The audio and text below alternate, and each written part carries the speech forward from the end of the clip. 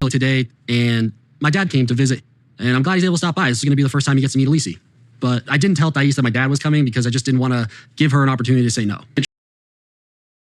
That is crazy.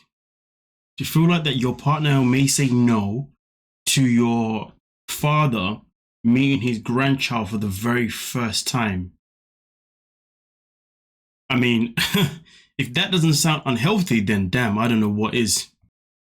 Show me the list. I'll try to do as much as I can. I wouldn't mind going to the ranch and helping out. What? I think Patrick just looking for love, looking for support from his dad, to have a relationship with his dad. And Jose just never gives anything in return. He always taking a really big heart, and that's dangerous. Despite the fact that I agree with what she's saying, that people with a big heart can be taken advantage of a lot of the time and can be manipulated, I guess 90% of the time, maybe even more than that. The thing is, though, this is one of those areas in life where you have to tread carefully, because, this man is obviously his father. Now, of course, I believe that John and Patrick did have a stepfather. So obviously dad wasn't always around. So obviously dad hasn't necessarily been a massive, from what I understand, he's not always been in their lives. I don't know if that's for the most part or not, but it can become quite common in real life, generally speaking, for people to have parents who would then take advantage of their financial situation. You see what I'm saying? I have no idea why I'm struggling with words right now. But either way, despite the fact that she is saying things that are, quite good points, she's got to be very careful with his dad, because I'm just worried that Patrick will get hurt. I mean, Patrick refuses to see that his dad, is using him. I don't see they talking much. I just see when he talks to Patrick, it's just when he charged for the apartment. Just about the apartment, he asked for money to favors. I feel like renting the apartment always gives him, excuse to ask more and more. Again, she may be saying things that are 100% factual. Obviously, I don't know the situation between Patrick and his father. And I understand where she's coming from. Obviously she loves him. She wants to protect him. She wants to make sure that, of course, he's not taken advantage of. And let's be real, she walked into a life where he was living with his brother, and his brother was pretty much all up in his business. And at the time when we saw their first season together, it did feel like, John pretty much relied on Patrick a lot, obviously giving him a job from what I remember. And it's one of those things where it seems as if Patrick has people around him who rely on him to look after them. They rely on him to, provide for them in some format, given the fact that they do also have another brother. And it is quite interesting how John was always so much more attached to Patrick rather than his other brother, who I believe is in Vegas. So that was quite interesting, seeing that there's three brothers here, but there is one that seems to look like as if he's the one that is the go-to person for accommodation, for job, for money. So I can understand her coming into this lifestyle and then her coming into his life and then recognizing that everybody seems to want Patrick to be the person that's the one doing things for them. And of course, that's going to cause a massive alert in her eyes. She's going to be like, whoa, hold on a minute.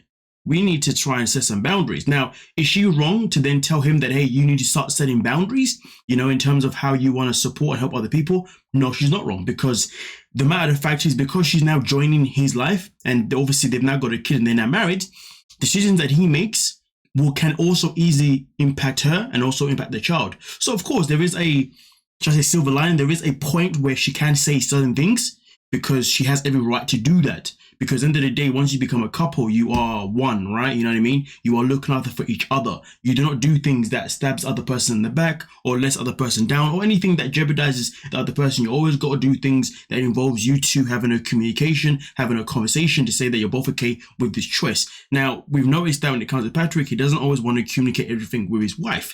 That is a big, big problem. Why be with her if you feel like you have to restrict yourself from communicating things at certain times, especially things that are quite big things? So here's the thing, for him to see his father and for him to introduce his granddaughter to his child, that is a big thing. Voice that to your woman. Whether she understands or not, doesn't matter. Voice it.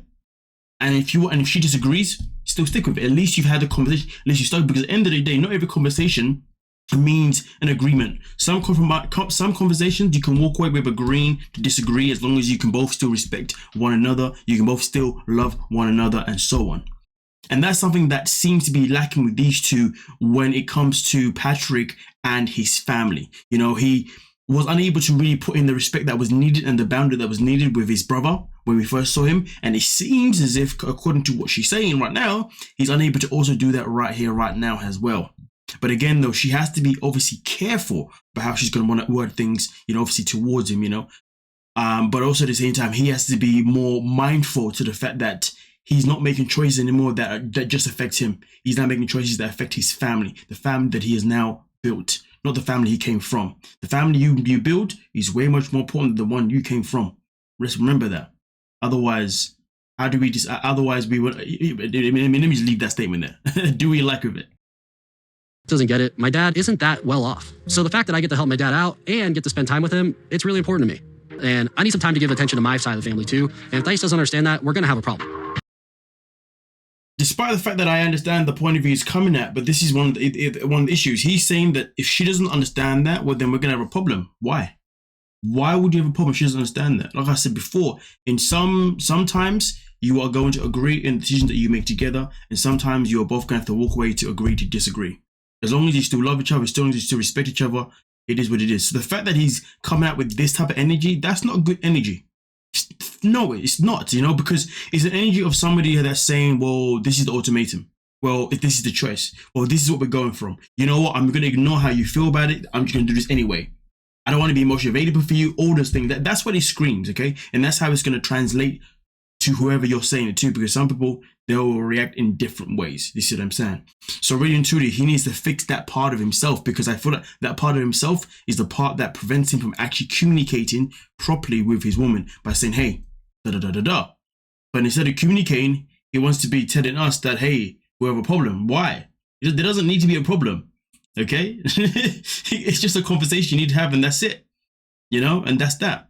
But hey, with that being said, though, let me know exactly what you are thinking down below in the comment section, and you know, we can most certainly talk about it. But I will say this, so just to add on.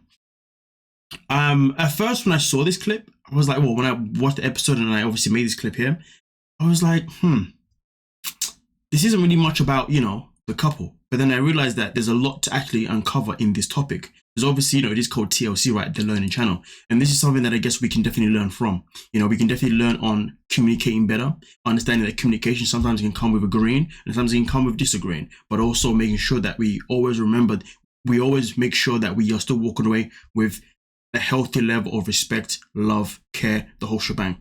Okay, rather than going into something and then walking away out of it in a way that is, you know, unhealthy, that is uncomfortable. We don't need that energy. You don't need that energy. Okay, keep the energy as pure as you can, even when you disagree.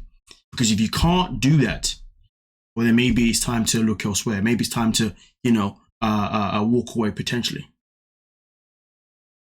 Play smart and healthy, rather stupid and unhealthy. I just made that up. Play smart. I like that. It seems a bit long though.